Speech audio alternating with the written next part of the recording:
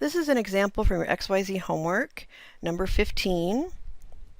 So we're going to graph the relation y equals x minus 3 squared and use the graph to find the domain and range in interval form and indicate whether it's a graph of a function.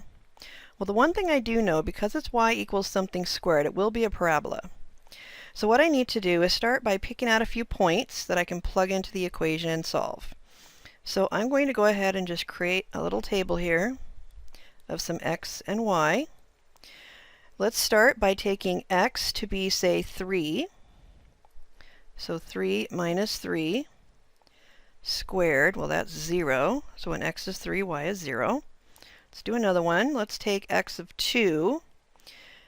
2, minus 3 squared. Well, 2 minus 3 is negative 1. Negative 1 squared is 1. So when x is 2, y is 1. And we can do another one here. Let's try 1. So x is 1. Oops. So 1 minus 3 squared, that's negative 2 squared, or 4. So let's see what I've got so far. I've got 3, 0, 2, 1, 1, 4. So it looks like I'm pretty much heading down, but just to make sure that's my vertex at 3 on the x-axis, I'm going to go ahead and take x as 4. So if I take 4 minus 3 squared, 4 minus 3 is 1. 1 squared is 1. So that works. So when x is 4, y is 1. So I can see where it's basically going back up through. Oops. Now, the domain, if we remember correctly, our domain is our x values. Oops.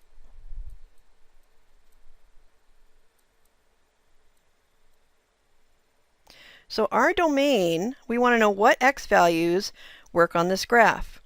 Well, this graph continually goes up, so no matter which x I go left or right, at some point it is going to hit that graph. So because of that, my interval is all real numbers. So I start with negative infinity, comma, positive infinity.